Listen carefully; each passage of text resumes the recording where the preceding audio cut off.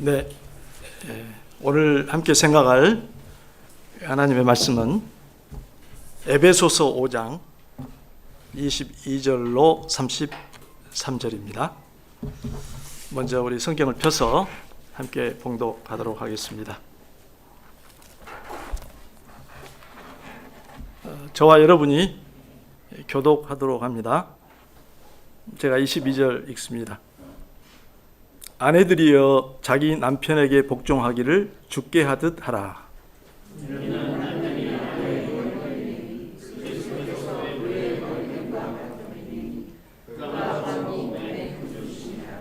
그러므로 교회가 그리스도에게 하듯 아내들도 범사에 자기 남편에게 복종할지니라.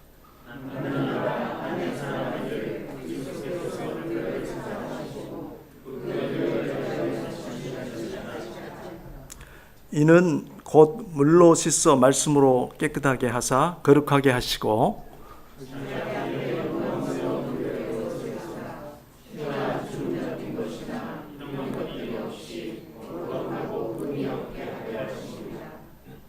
이와 같이 남편들도 자기 아내 사랑하기를 자기 자신과 같이 할지니 자기 아내를 사랑하는 자는 자기를 사랑하는 것이라.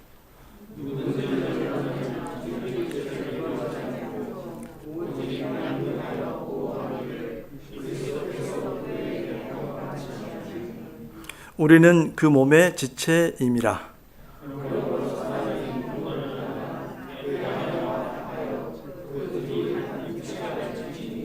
이 비밀이 크도다. 나는 그리스도와 교회에 대하여 말하노라.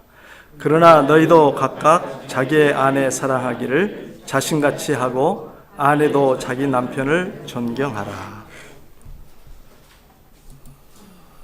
제목 이렇게 정해봤습니다. 읽어봅시다. 그리스도인 부부의 도리. 너무나 우리가 귀에 익숙한 또 많은 설교를 들어본 말씀입니다. 결혼식장 가면 두 번에 한 번쯤은 아마 이 본문을 가지고 설교할 것 같습니다. 거기에 창세기 말씀까지 인용이 됐으니까 더욱 그렇죠. 그런데 아마도 이 말씀을 구절구절 조금 살펴볼 기회는 생각보다 많지 않았을 수도 있습니다. 결혼식장에서 짧은 시간에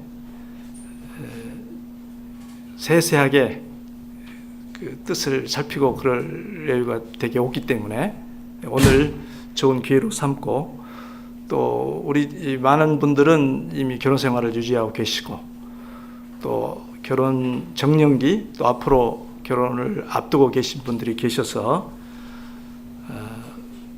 더 마음을 써서 우리가 공부하면 많은 유익이 있으리라고 생각합니다. 자, 그러면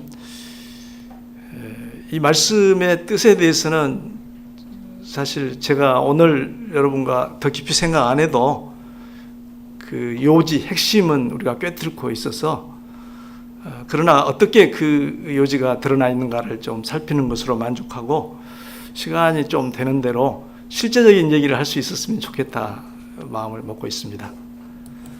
자, 우리 서론 한번 읽어봅니다. 앞 단락에서 대체로 성도의 개인적인 윤리를 다룬 바울은 그 마지막 교훈과 연결하여 가정에서 서로 실천할 도리를 가르친다. 21절을 여기에 인용을 해놨는데요. 방금 우리가 오늘은 22절부터고 21절 읽어볼까요? 그리스도를 경외함으로 피차 복종하라. 성도의 개인적인 윤리를 여러 각도에서 얘기를 하는 중에 마지막 항목에서 성령으로 충만케 된 삶을 권면하면서 세부적인 교훈으로서 마지막에 그리스도를 경외함으로 피차 복종하라 이렇게 말씀을 맺었습니다. 우리가 수양회 때 생각했던 부분입니다. 근데 사도는 이 구절을 그대로 받아서 그것과 연결을 지어서 가정에서 서로 실천할 도리, 가정의 구성원끼리 서로 실천해야 할 도리를 가르칩니다. 그것이 5장 22절부터 5장 마지막까지는 부부 사이의 얘기고 6장에 들어가면 자녀가 부모에게, 부모가 자녀에게 어떻게 해야 되는가 얘기하고 있고, 그 다음에는 종이 상전에게, 로마 시대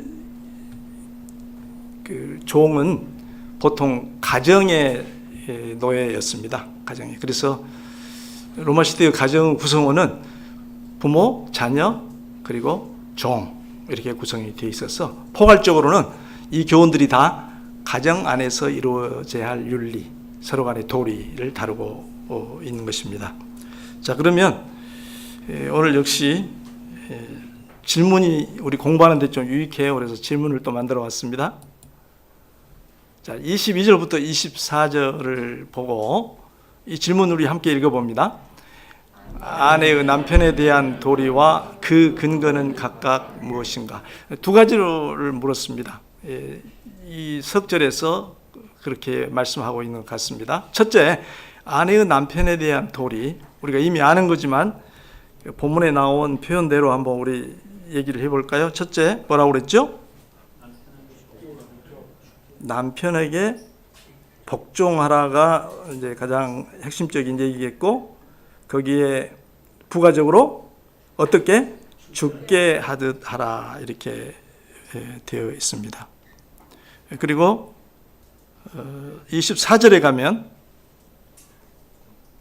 조금 표현이 더 확장돼 있죠. 죽게 하듯 하라는 말을 어떻게 했죠?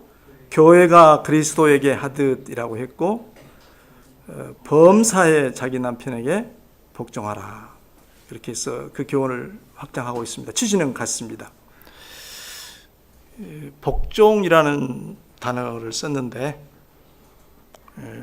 신약에 이렇게 번역된 곳이 원문이 5군데 등장합니다. 주로 바울 서신과 베드로서에 등장합니다. 베드로서에서는 순복이라는 말로 번역도 했습니다.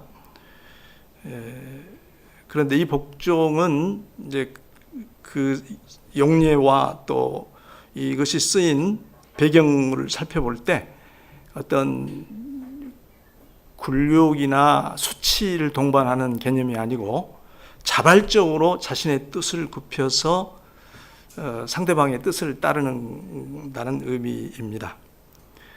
그리스도께서도 빌립보서 말씀에 이 단어를 썼죠. 뭐라고 그랬죠? 죽기까지 복종하셨다 이렇게 표현을 했습니다. 자발적으로 자기를 내려놓고 상대방의 뜻에 자신을 드리는 겁니다. 그래서 여기에 죽게 하듯 하라, 교회가 그리스도에게 하듯이라는 말의 의미는 뭘까? 여러분, 교회가, 우리 성도가 그리스도에게 할 때 어떻게 하죠? 어떻게 복종하죠? 마지못에 또는 게으르게 뭐 등등 여러 단어를 제시할 수 있죠. 그렇게 하지 않죠. 어떻게 하죠? 기꺼운 마음으로. 또 어떻게 복종하시죠? 여러분, 주님께 달갑게, 기꺼이, 감사함으로, 충성스럽게 뭐 등등 여러 가지 단어들을 쓸 수 있겠죠. 마찬가지의 단어들을 우리가 이 교훈에서 생각해 볼 수가 있겠습니다. 그러니까 복종은 하나님 앞에서 구원의 은혜를 입은, 그래서 영혼의 자유를 얻은 책임 있는 존재로서 자발적으로 자기의 뜻을 굽혀서 남편의 뜻을 따르는 것을 의미합니다. 이에 대해서는 좀 더 나중에 생각하도록 하겠습니다. 그러면 질문의 두 번째 요점은 그 근거는 각각 무엇인가 했는데, 아내가 남편에게 복종해야 할 근거를 제시를 했어요.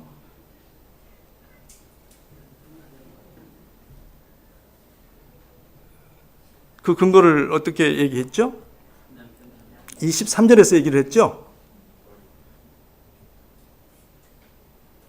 남편이 아내의 머리이기 때문이다. 머리됨이라고 했는데 머리이기 때문이다. 이렇게 근거를 댔습니다. 머리라는 말은 무슨 뜻이죠? 머리. 이런 경우에 머리는 이제 비유인데 은유인데 뭘 상징하죠? 머리는 권위, 권위를 상징하죠. 권위. 이와 똑같은 표현들이 바울 서신 몇 곳에 등장합니다.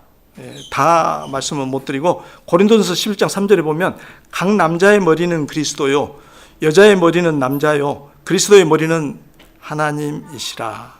이렇게 해서 권위의 위계라 할까요? 차설을 이렇게 설명을 했습니다. 왜 여자의 머리가 남자라고 했죠? 그 이유를 어떻게 됐죠? 바울 사도는 남자가 먼저 창조되었고 그 후에 여자가 남자에게서 나왔고 또 남자를 위하여 남자를 돕는 배필로 창조되었다는 사실을 언급을 하고 있습니다. 그런 근거들은 그러니까 남자의 우선성, 마치 여러 자녀 중에서 장자에게 어떤 면에서 우선성을 제공하듯이 부여하듯이 장자의 권리처럼 이런 것을 근거로 남편은 아내의 머리다, 더 권위가 있다, 그 위에 권위다, 이렇게 설명을 하고 있습니다. 지금 23절의 핵심이 그거죠. 그런데 그것은 마치 무엇과 같다? 그리스도께서 교회의 머리됨과 같다. 그러니까 교회의 권위로 그리스도가 계시듯이 여자의 권위로 남편이 있다. 그러므로 아내는 자기 남편에게 죽게 하듯이 범사에 복종해야 된다. 이제 그것이 석절의 뜻이 되겠습니다. 바울이 활동하시던 시대 당시에는 남편의 권위 그리고 아내가 남편에게 복종해야 한다는 그런 개념은 사실 낯선 것이 아니었습니다. 우리나라도 오랫동안 그런 문화가 있었습니다만은 가부장적인 문화가 아직도 지배하는 사회였기 때문이죠. 그러나 그 사회가 가부장적인 문화를 가졌다는 것과 바울 선생님이 여기서 권위의 차설을 얘기한 것은 전혀 경우가 다릅니다. 로마 사회에서는 여성은 분명히 남성보다 열등한 존재였습니다. 심지어 소유물로 취급되기도 했습니다. 그러나 바울은 결코 누가 우월하냐의 개념으로 이것을 접근하지 않습니다. 여성을 열등한 존재로 보지를 않는 거죠. 갈라디아서 말씀에 보면 남자나 여자 없이 그리스도 예수 안에서 하나라고 분명하게 얘기하고 있습니다. 전혀 둘 사이에 차별이 없고 동등한 가치와 하나님 앞에서의 소중함을 갖습니다. 그래서 우리가 이 교훈의 연결고리에서도 살펴봤지만 바울 선생님은 앞 문단 끝에 서로 복종하라, 피차 복종하라는 대전제를 깔고 이 교훈을 하고 있습니다. 서로 복종해야 할 상대입니다. 당시로서는 혁명적 가르침이었던 것이죠. 23절 하반절에 그리스도께서 교회의 머리됨과 같음이니 그가 바로 몸의 구주시니라. 이 말이 그가 바로 몸의 구주시니라 이 부분이 조금 동떨어져 나와 있어서 그 부분을 조금 참고로 필요해서 제가 여기다가 2번 놔두고요. 제가 이렇게 읽어드리겠습니다. 다른 번역에서는 이렇게 표현되어 있습니다. 그리스도께서 자기 몸인 교회의 머리이시고 친히 그 구주이신 것처럼, 앞에 포함시킨 겁니다. 자기 몸인 교회의 머리이기 때문에 남편이 아내의 머리가 됩니다. 이렇게 종결하고 뒤에다가 그가 구주시다 이렇게 덧붙인 게 아니고 그리스도께서 자기 몸인 교회의 머리이시고 친히 그 구주이신 것처럼 남편은 아내의 머리가 됩니다. 이렇게 포함시켜서 이해하는 게 좋겠습니다. 어쨌든 그 의미를 좀 명확하게 밝힌 겁니다. 아내더러 남편에게 복종하라는 가르침은 그러니까 당시의 사회 구조가 아니라 하나님의 창조 질서에 근거한 것입니다. 그 점 분명히 우리가 확인해야 되겠습니다. 그 당시 그 문화가 가지고 있었던 남녀의 차별,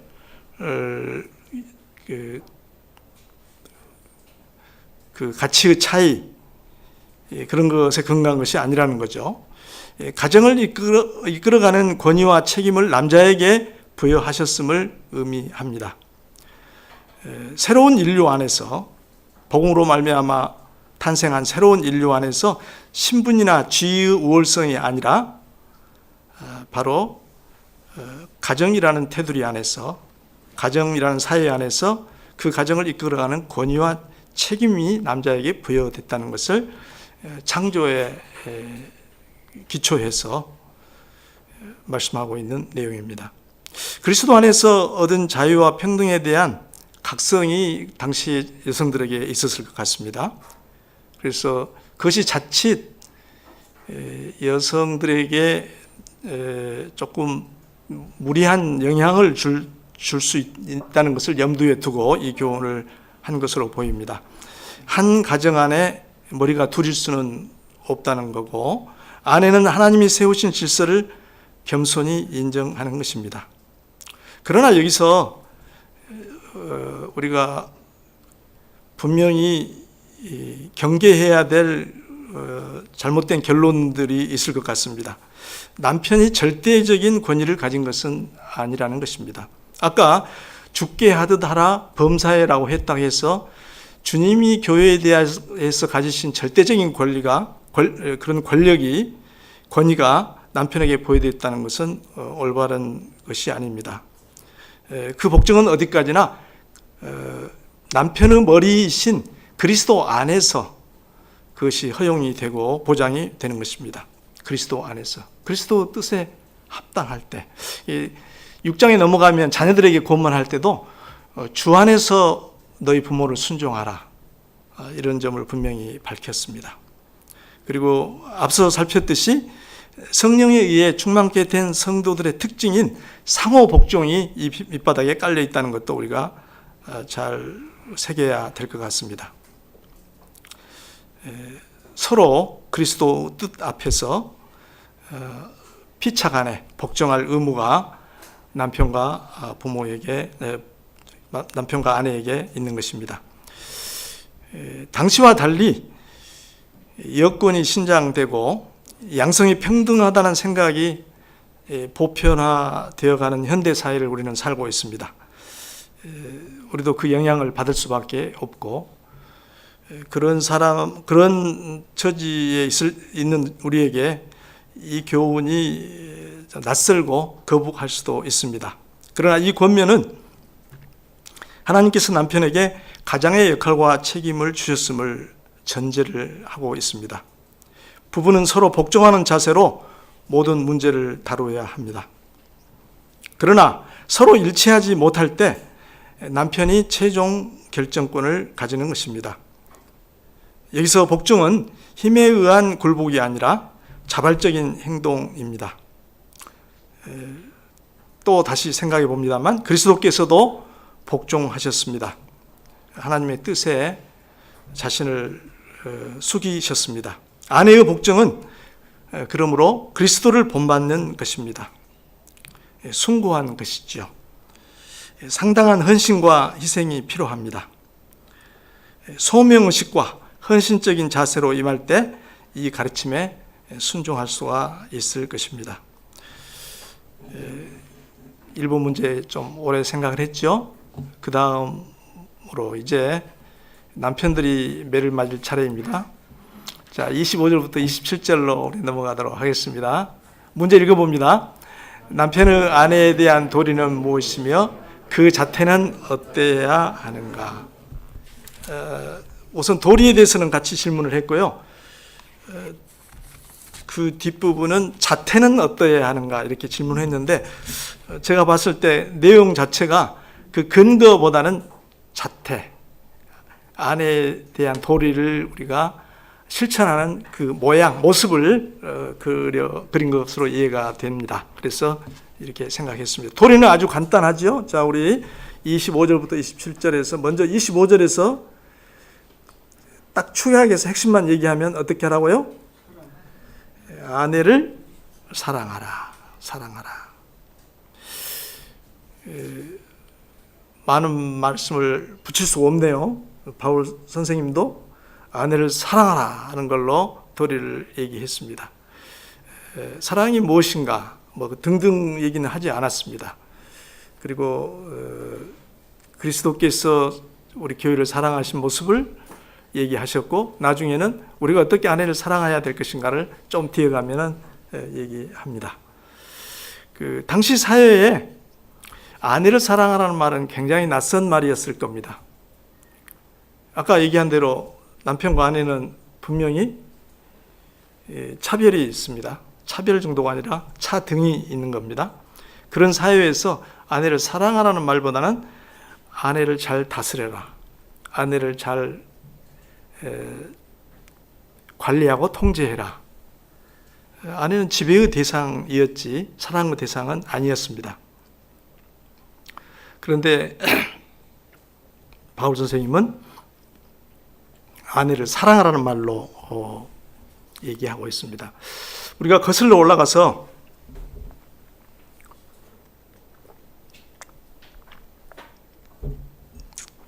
창세기 3장 16절을 한번 떠올려 볼까요?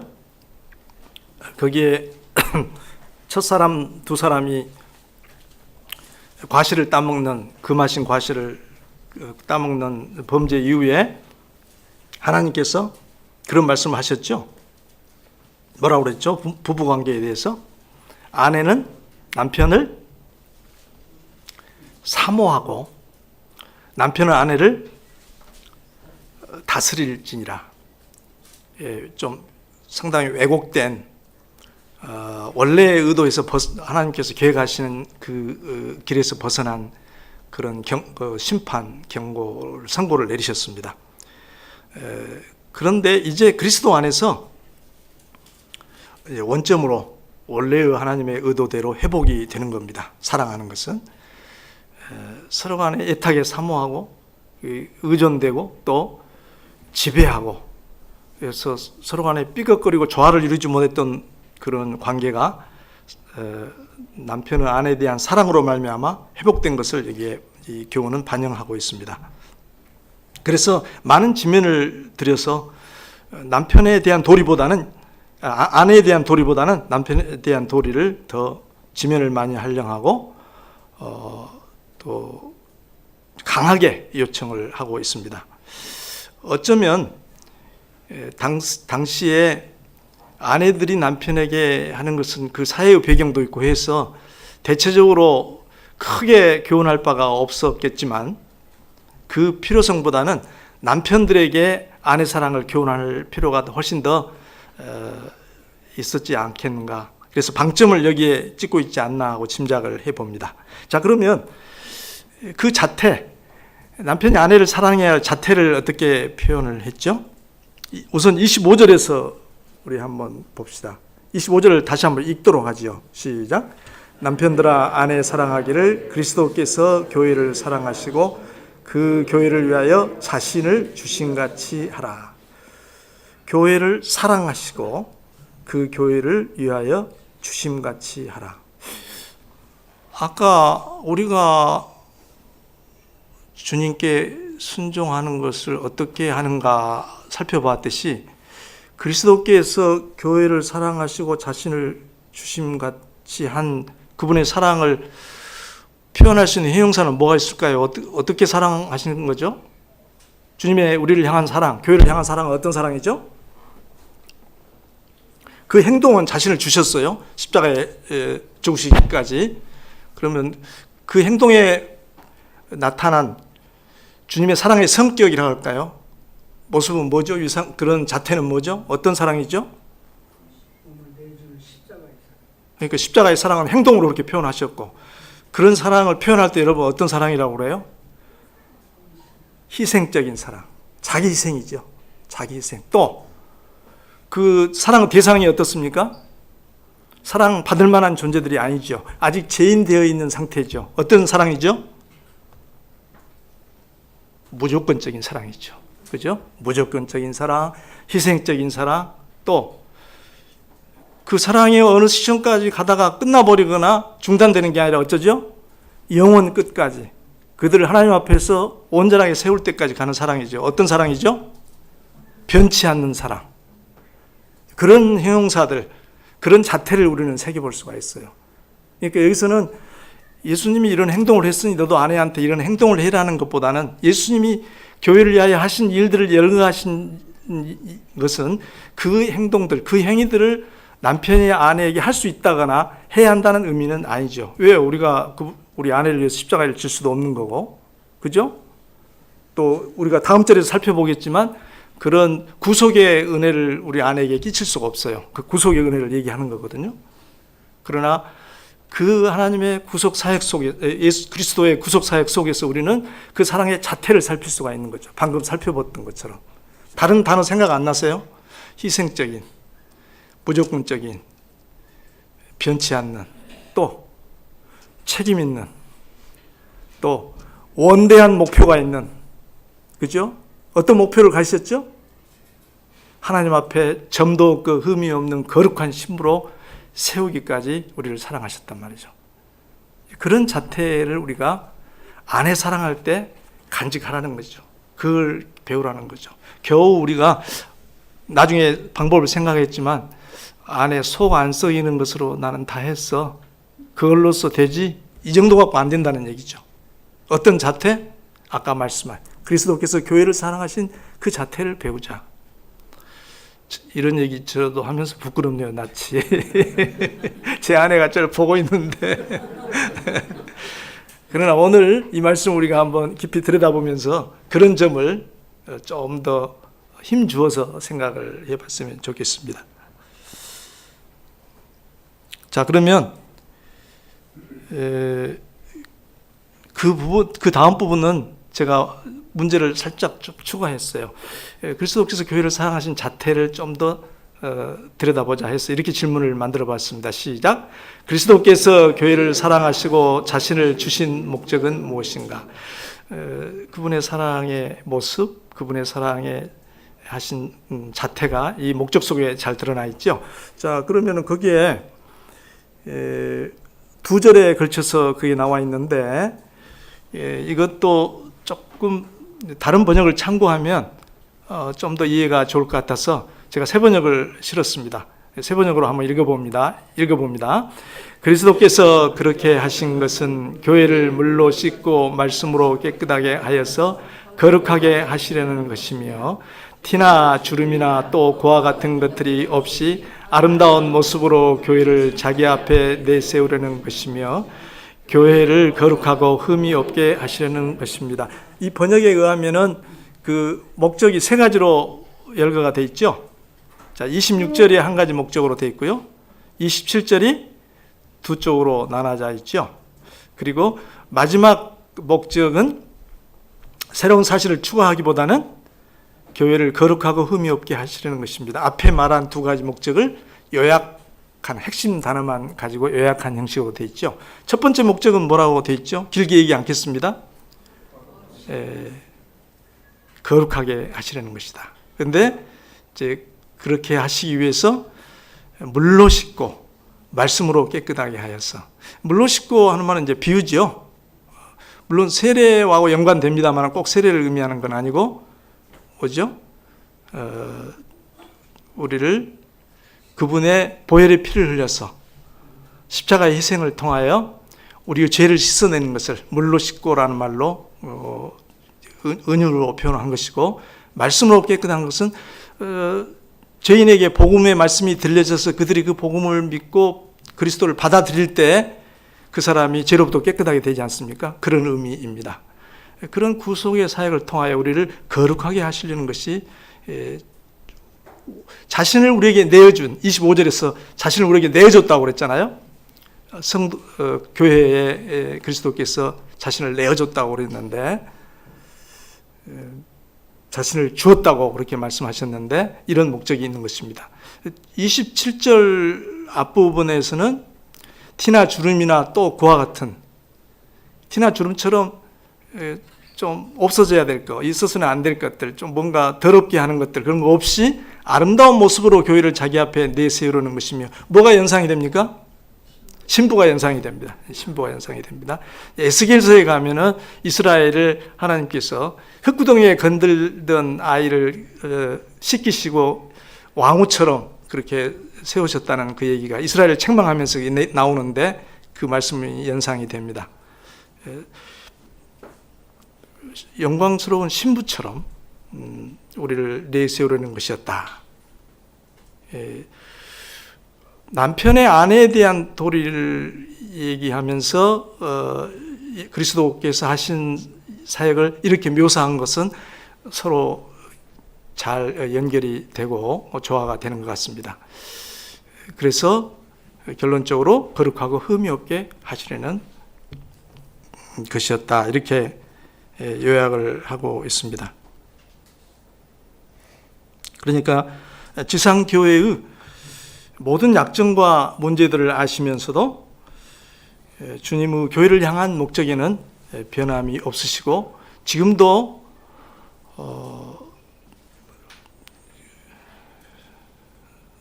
그분의 변함없는 사랑으로 그리고 성령을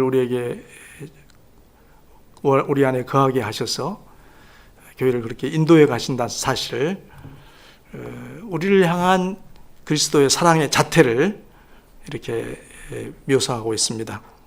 그리스도를 교회를 위한 목적은 실로 고귀합니다. 남편의 아내 사랑을 가르치면서 이 엄청난 사실을 언급한 것은 얼마나 놀라운가, 얼마나 우리에게 큰 자극이 되는가 생각해 볼 필요가 있겠습니다.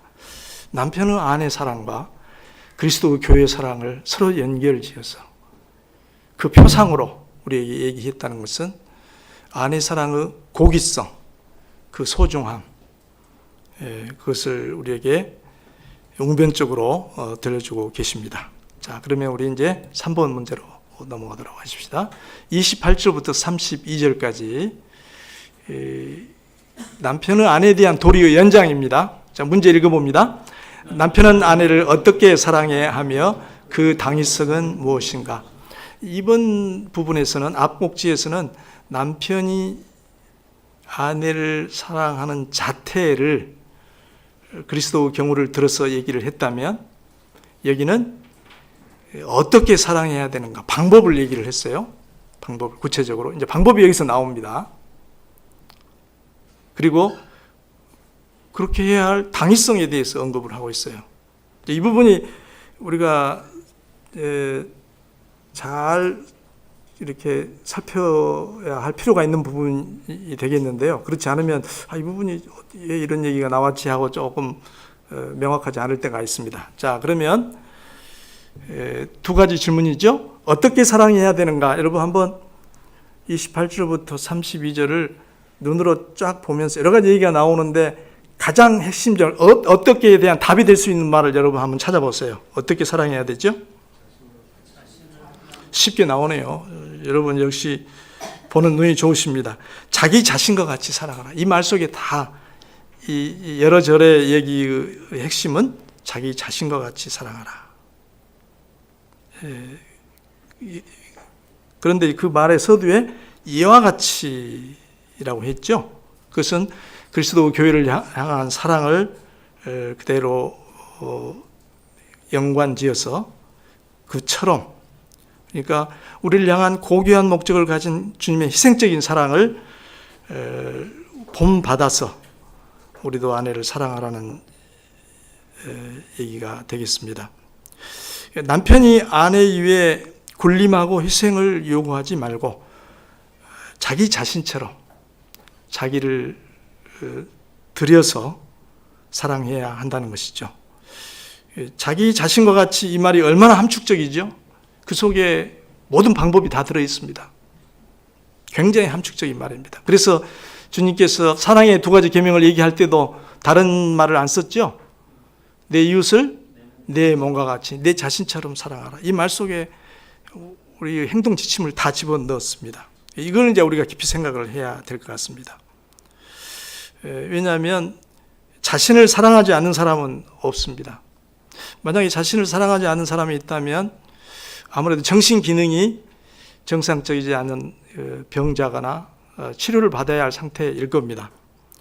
그러므로 자신을 어떻게 사랑하는지를 생각해 보면 아내에게 어떻게 해야 할지를 답이 나옵니다. 사실은 답은 쉽게 나옵니다. 내가 나를 사랑하는 것을 곰곰이 생각해 보면 거기에 답이 다 들어있죠. 그 실제에 대해서는 잠깐 뒤로 밀어놓고 우선 그 당위성, 왜 아내를 친구보다 조금 더 정도가 아니라 내 자신처럼 사랑하라는 것인가? 왜 그래야 되는가? 그 근거를 찾아보도록 합시다. 그 28절 하반절부터 32절에 걸쳐서 그 근거를 제시합니다. 자, 거기도 여러분 한번 어떻게 사랑해야 되나 답을 잘 찾았듯이 거기도 한번 답을 제일 핵심적인 말을 한번 찾아보시기 바랍니다.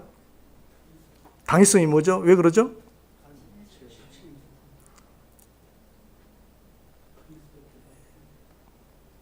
예, 지금 한 육체이다, 지체이다 이런 표현들이 나왔는데 좀 더 적확한 표현을 쓰면 한 몸이므로, 예, 아내도 남편의 아내와 남편과 아내는 한 몸이므로 그렇게 요약할 수 있겠죠. 아까 말한 것들이 다 같은 얘기입니다. 아내는 남편과 한 몸이기 때문에 아내를 자신과 같이 사랑해야 되는 것입니다. 자, 아내는 남편과 한 몸이다 하는 얘기를 이제 그 다음에 바울 선생님이 얘기하는데 그 말을 좀 하기 전에 아내가 남편과 한 몸이기 때문에 아내를 사랑하는 것은 곧 뭐가 똑같다?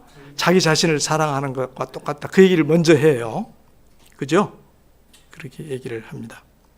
그러면서 자, 여러분, 내가 이런 얘기를 하는 것 곰곰이 생각해 보세요. 자기 육체를 미워하는 사람이 있어요? 그 29절이 그 얘기 아닙니까? 자기 육체를 미워하지 않고 자기 육체를 사랑하되 어떻게 사랑한다고 바울은 설명을 하죠? 그리스도께서 교회를 양육하고 보호하시는 것처럼 사랑한대요. 이 말은 좀 저도 공부하면서 좀 낯설었어요. 말이 좀 거꾸로 된 것 같아요. 그리스도께서 교회를 양육하고 보호하는 것처럼 너희도 아내를 그렇게 해라 이렇게 교훈이 나올 법한데 여기서는 거꾸로 자기가 자기 스스로를 사랑할 때 어떻게 한다는 거예요? 그리스도께서 교회를 양육하고 보살피고 보호하는 것처럼 한대요. 그 말은 어떻게 보호한다는 거죠? 사람이 자기를 어떻게 보호한다는 얘기죠? 어떻게 사랑한다는 거죠? 끔찍하게 사랑한다는 얘기죠. 끔찍하게. 그리스도가 자기를 희생해서 자기를 주셔서 교회를 사랑하셨듯이 아까 말한 그런 자태로 사랑하셨듯이 사람은 자기 사랑이 그렇게 끔찍하다는 얘기죠. 그 얘기를 그렇게 해요. 그러니까 좀 역발상을 해가지고 얘기를 하고 있어요. 그것은 왜 그리스도께서 그런 사랑을 하시죠? 교회가 그분의 몸이기 때문에, 교회가 그분의 몸이기 때문에, 교회가 그들의 추종자들의 모임, 자기를 좋아하는 팬클럽 정도가 아니라 당신의 몸이기 때문에 그 얘기죠. 그래서 그리스도께서는 끔찍히 교회를 사랑하시고 우리도 자기 자신에 대한 사랑은 그런 사랑을 한다. 우리도 그 사랑을 누구에게 베풀어라? 아내에게 베풀어라. 왜? 아내는 나와 한 몸이기 때문에, 내 몸이기 때문에. 이 논리를 지금 바울 선생님을 얘기하고 있는 겁니다. 그러면 아내가 나와 한 몸이라는 근거는 어디가 있어요? 그래서 바울 선생님은 뚝 건너뛰어서 어디로 갑니까? 창세기 3장 24절로 갑니다. 그래서 여기는 인용이에요. 인용. 창세기 이런 말씀이 있지 않느냐. 내가 지금 허튼 얘기하는 거 아니다. 창조 원리다. 그게 바로 하나님께서 남녀를 지으실 때 그렇게 지으셨다 하고 얘기를 하는 겁니다.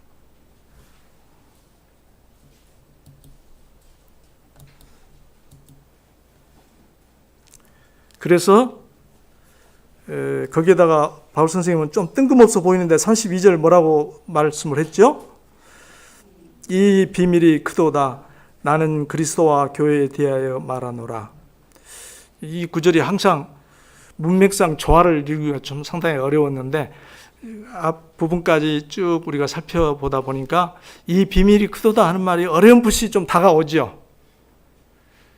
자, 남편과 아내의 도리. 지금 이 부분은 21절부터 시작된 이 전체의 교훈을 얘기하는 겁니다. 부부가 서로 간에 지켜야 할 도리를 지금 무엇에 빗대어서 무엇과 연결시켜서 설명하고 있죠? 그리스도와 교회의 관계에 비추어서 그것과 동등한 의미가 있는 것으로 그렇게 설명하고 있는 거죠. 참 큰 비밀입니다. 부부 관계라는 것은 그렇게 숭고한 것인가, 그렇게 비밀스럽고 놀라운 것인가 하는 것이고, 또 그리스도와 교회의 관계 역시 부부 관계를 통해서 살필 수가 있다는 거죠. 정말 주 안에서 바르게 이루어진 부부 관계는 그리스도와 교회의 관계를 표상하는 그런 의미도 담겨 있다는 거죠. 이 비밀이 참으로 크도다. 그래서 이제 32절과 33절은 이렇게 연결하면 좋을 것 같아요. 나는 그리스도와 교회에 대하여 말하노라. 그러나 너희도 각각 자기의 아내 사랑하기를 자신같이 하고 아내도 자기 남편을 존경하라. 나는 여기서 그리스도와 교회의 관계를 빌어서 이야기를 했습니다만, 부부 관계에 대해서 얘기를 했습니다만, 제가 하는 얘기의 결론은 너희도 각각 자기 아내 사랑하기를 자신같이 하고 아내도 자기 남편을 존경하라. 이렇게 문맥을 잡으면 좋겠습니다.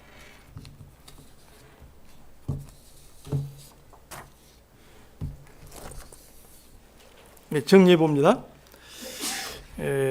사람은 누구나 자기 자신을 돌봅니다. 끔찍하게도 그리스도께서 교회에게 하는 것과 비교할 정도로 그렇게 자신을 돌봅니다. 아내는 남편과 한 몸입니다. 남편은 아내를 사랑으로 돌보아야 합니다. 그러므로 아내를 사랑하는 사람은 자기 자신을 사랑하는 것입니다. 결국 남편이라면, 정상적인 남편이라면 결혼을 통해 자기와 한 몸이 된 아내를 그리스도께서 교회를 돌보듯이 소중히 여기고 사랑해야 하는 것이죠. 실제 이제 우리가 아내 사랑을 실제로 돌아가 볼 필요가 있겠는데요. 남편이 머리라는 앞서의 그 개념은 아내에 대해 권위의식과 아내를 함부로 대해도 좋다는 그런 생각을 유발할 수가 있습니다. 그러나 머리란 아내를 소유하고 지배하는 지도력이 아니라 아내를 돌아보고 섬기고 사랑하는 지도력입니다. 그러므로 아내가 남편에 대하여 진 도리가 무겁듯이 그 이상으로 남편이 아내에 대하여 진 도리는 더 막중합니다. 남편의 아내 사랑은 총체적인 자기생을 요구합니다. 아내의 말을 경청하고 속을 썩이지 않는 정도가 아니라 아내를 인정하고 인격적으로 존중하는 것까지 포함합니다. 그런 것들로 나타나야 됩니다. 아내가 마음에 안 드는 점이 있다 하더라도 내 몸에 한 몸을 이룬 아내를 있는 그대로 받아들여야 하고 또 비교하거나 그래서는 안 되겠죠. 너무 지엽적인 얘기들을 여기서 좀 얘기를 했는데 이제 그 실제에 대해서 조금 생각을 해보도록 하십시다. 자, 그러면 마지막 한 문제 한 절이 남았는데 짧게 생각을 해보도록 하겠습니다. 33절을 가지고 문제 읽어봅니다. 이 가르침의 결론은 무엇입니까? 자, 이미 했던 얘기를 요약하고 있죠. 각각 자기의 아내 사랑하기를 자신같이 하라. 그리고 아내도 자기 남편을 존경하라. 순서를 이번에는 뒤집었죠. 그리고 각각이라는 말을 넣고 또 역시 여기서도 남편에게 아내를 자신같이 사랑하라는 자신같이란 말을 핵심적인 단어를 넣었습니다. 사랑은 감정이 아니고 의지적인 행동이어야 됩니다. 그리고 자기 희생적인 실천이어야 됩니다. 그리고 여기서 아내에게 준 도리는 그 동사를 바꿨습니다. 어떻게 했죠? 존경하라는 말로 바뀌었습니다. 옛날 개혁성경에는 경외하라는 말로 표현이 됐습니다. 하나님께서 남편에게 부여하신 남편의 역할과 책임을 겸손히 인정하고 남편의 뜻을 존중하라는 그런 의미이죠. 존중의 의미가 훨씬 더 여기서는 부각이 되어 있습니다. 여기까지 해서 우리가 결혼식에서도 자주 들었고 또 다른 교회에 접할 수 있었던 이 말씀을 조금 서기 관점에서 뜻을 좀 들여다보는 관점에서 공부를 했는데 좀 더 옛날에 터치하지 못했던 부분들이 다루어졌기를 바랍니다. 실제적인 얘기를 조금 시간을 내서 조금만 해보도록 하겠습니다.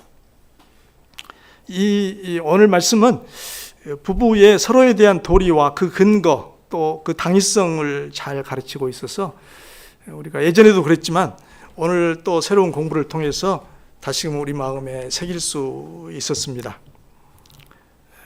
문제는 실생활에 우리 삶이 문제가 될 텐데요. 아내에게 준 도리, 남편에게 복종하라 또 남편을 존경하라 하는 도리,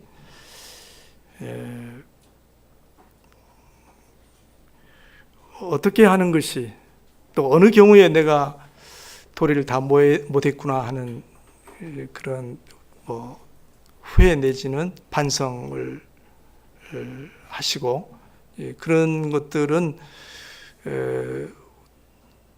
우리 경험상 결코 생소하지 않는 자주 우리가 겪는 그런 상황이라고 생각합니다. 그 아내에게 준 도리에 대해서는 여러 가지 얘기를 오늘은 유보하고요. 저의 간단한 경험 한마디로 대신하고자 합니다. 에람되게 저희 집안 얘기를, 저희 집 얘기를 해야 되겠는데 여러분이 보시는 저와 아내의 모습은 무지하게 좋죠. 서로 잘 웃고 친하게 다니고 그러죠. 그렇습니다. 사실 그게 사실인데 우리가 40여 년 결혼 생활에 늘 그랬느냐 하면은 그것은 아닙니다. 우리 둘이서 서로 각각 느낀 바가 다르지만 저는 참 초년에 많이 좋았다고 생각했는데 나중에 나이가 많이 들어서 가만히 아내의 심기를 살피니까 많이 힘들었고 결혼 생활에 만족도가 떨어졌다는 것을 마음에 간직하고 있더라고요. 그런 내색을 많이 안 했던 사람인데 그걸 제가 상당히 후에 알고는 깜짝 놀랐어요. 너무 충격을 받았어요. 이야, 내가 이게 정말 부끄럽고 아내에게 부끄럽고 주님께 부끄럽고 내 스스로에 부끄럽고 정말 그런 마음이 들었어요. 그래서 이제 저 나름대로도 노력을 했는데 그건 이제 두 번째 문제고 아내 쪽에서는 이제 제가 느낀 바로는 초년부터 우리 결혼 생활 여러 가지 환경적인 요인도 있었지만 남편에게서 느끼는 만족도가 처음 기대하고 또 마땅히 받아야 할 것을 충족받지 못했다 하는 느낌을 받았는데 근데 이제 아마 그래서 그랬던지 특히 좀 세월을 흘리면서 어느 시점에는 서로 간의 관계가 상당히 빡빡했어요. 상당히 빡빡했어요. 자주 다투고 또 그러고 나서 서로 사과하고 이런 일들이 찾았는데 언젠가부턴가 아내가 제가 느끼기에 상당히 달라졌더라고요. 먼저 아내가 달라진 것이 좋았다 그 얘기보다도 그걸 제가 느꼈어요. 저도 노력했지만. 그래서 이제 그러면서 어떻게 대화하는 과정에 오늘 말씀을 얘기를 해요. 그걸 몰랐던 바가 아닌데 어느 분의 책을 우연히 접하고 읽게 되면서 남편이 가정에 머리 된다는 사실을 그 대원칙이 무엇인가를 다시 확인하고 그것을 자기가 새로 마음으로 받아들이고 그걸 의지적으로 헌신하는 마음으로 소명으로 알고 실천하기로 했다. 그 얘기를 하더라고요. 근데 그 시점이 상당히 제가 느끼기에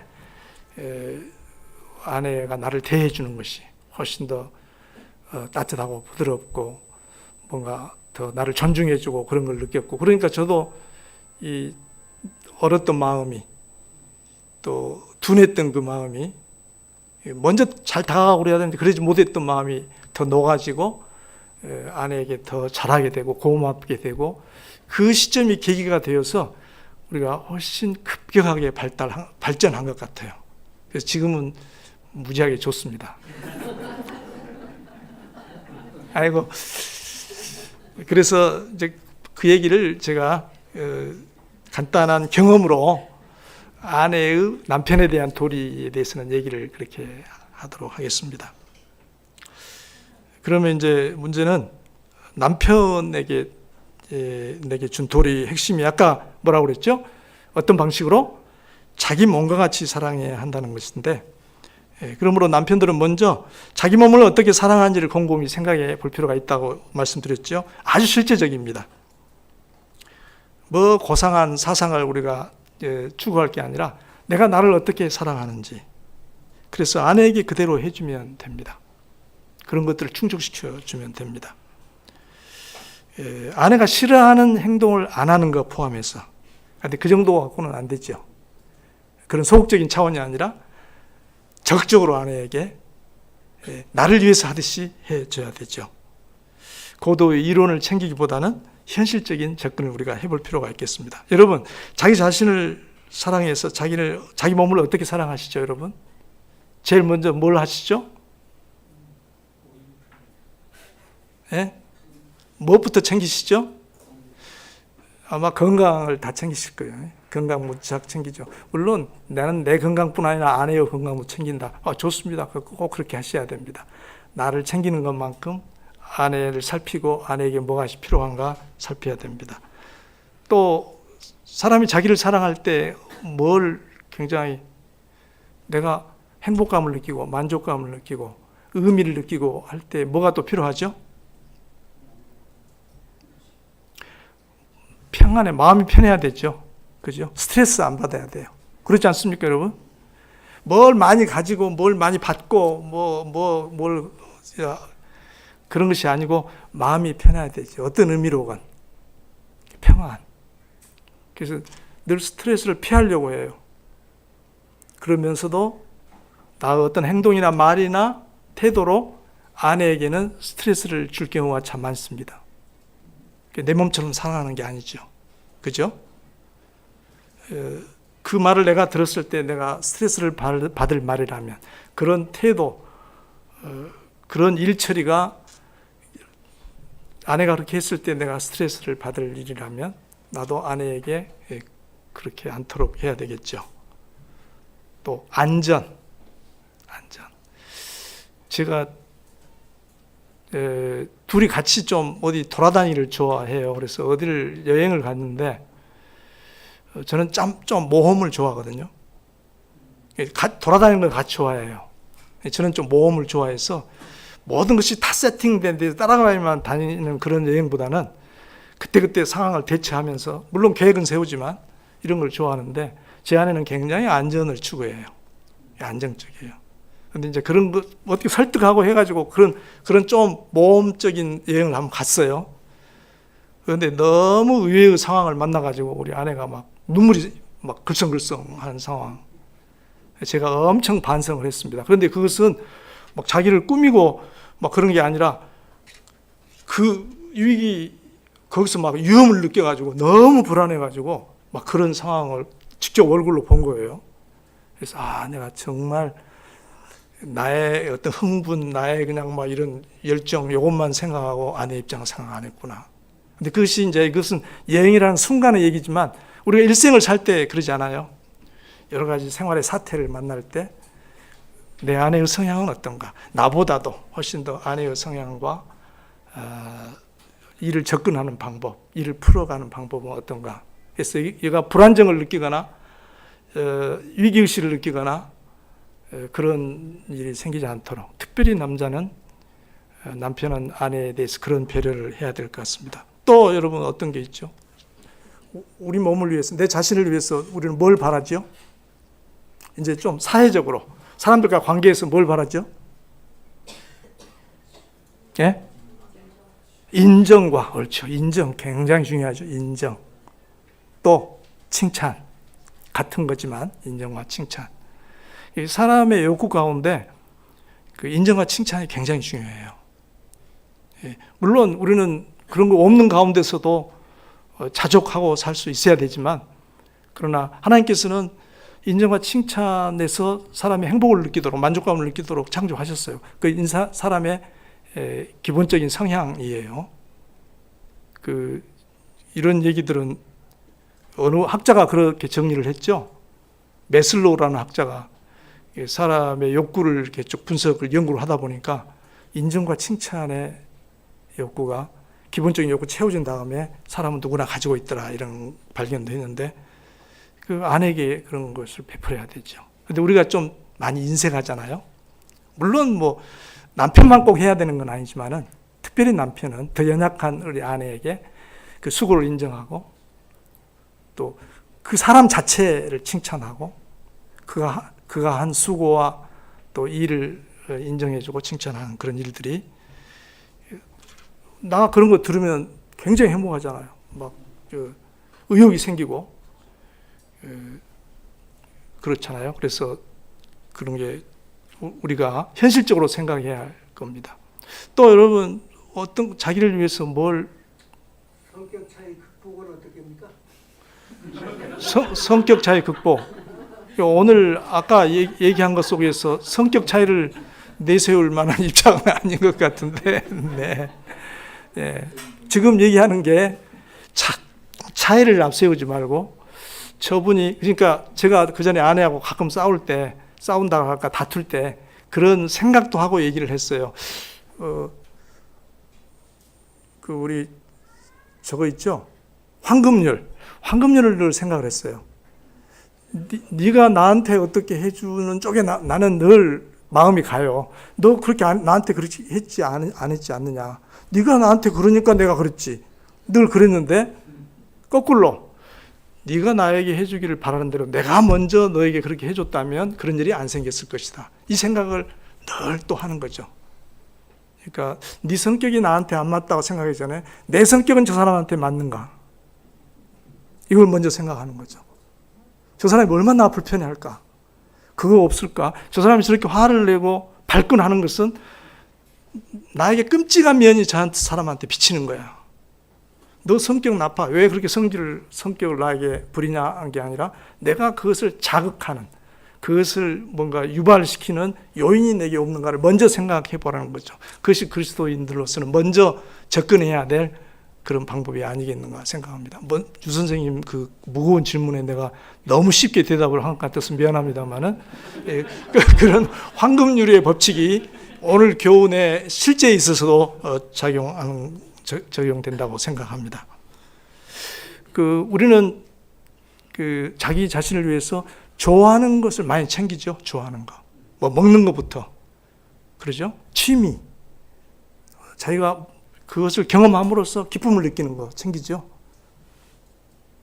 내 몸인, 나와 한 몸인 아내를 위해서도 그러라는 얘기죠.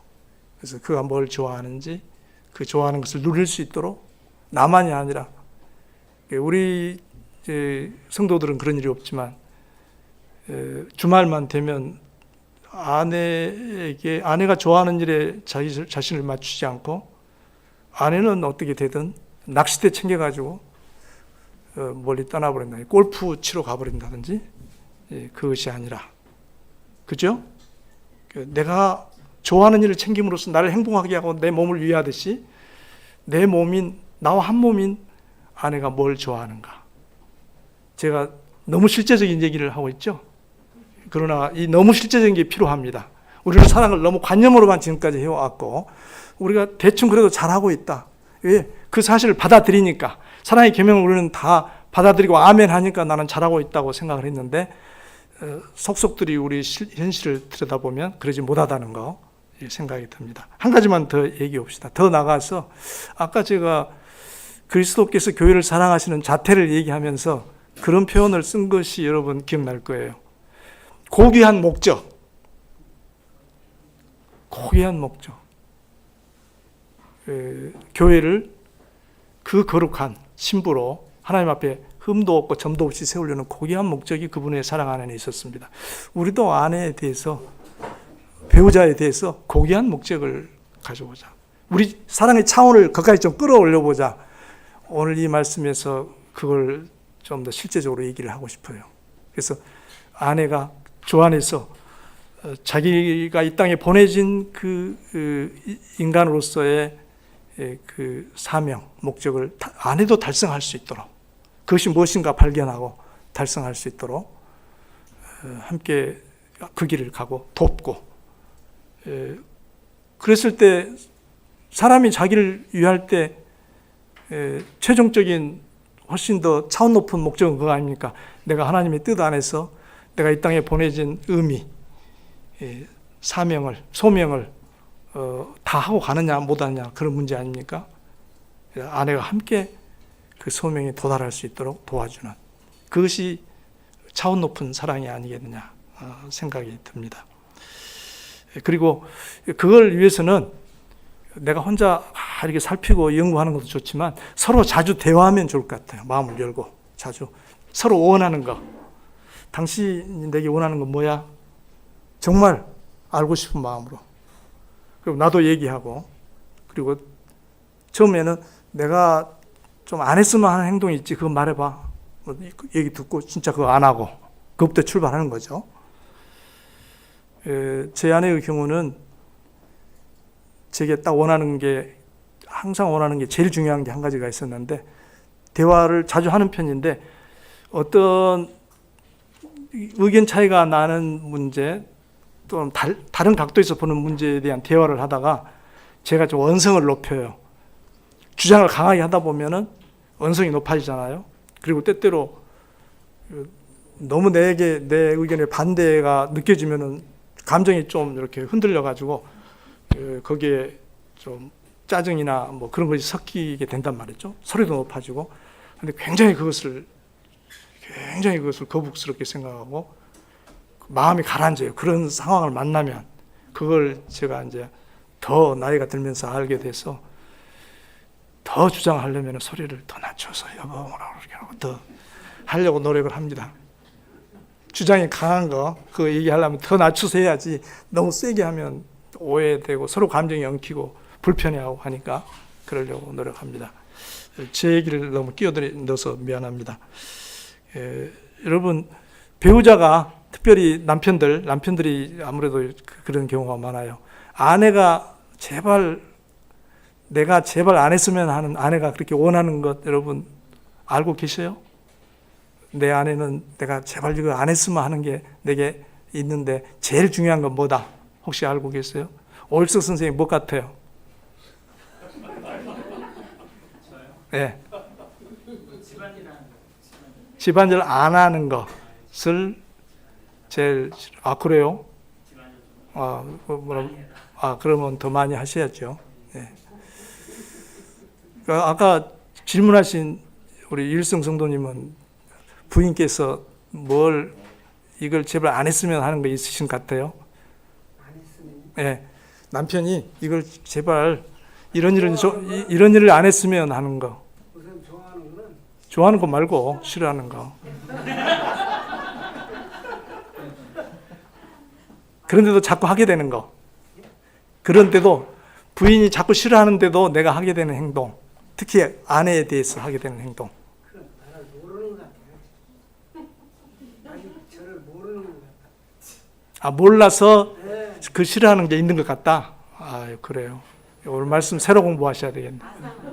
네, 네, 네. 하여튼 아상을 버리란 말을 예, 네. 그 말씀이 좀 때때로 부담되고 좀 거부감이 있으세요? 아상을 가지고 있으신 것 같다. 네, 네, 네. 예, 예. 감사합니다. 우리가 웃었지만 오늘 아주 날마다 우리 같이 붙어 살면서 또 앞으로 결혼하실 분들에게도 또 우리가 모르는 바는 아니지만 생각할 바고 이 교훈을 실제적으로 우리가 그 교훈은 너무 잘 아는 교훈이니까 그것을 머릿속에만 간직하지 말고 실제로 오늘부터 더 서로 대화하고 알아가면서 실천하는 그런 열매가 풍성하기를 바라겠습니다. 기도하겠습니다. 자비하신 주님, 오늘 저에게 주신 말씀 감사드립니다. 그리스도인 부부의 도리를 다시 배우게 하시니 감사합니다.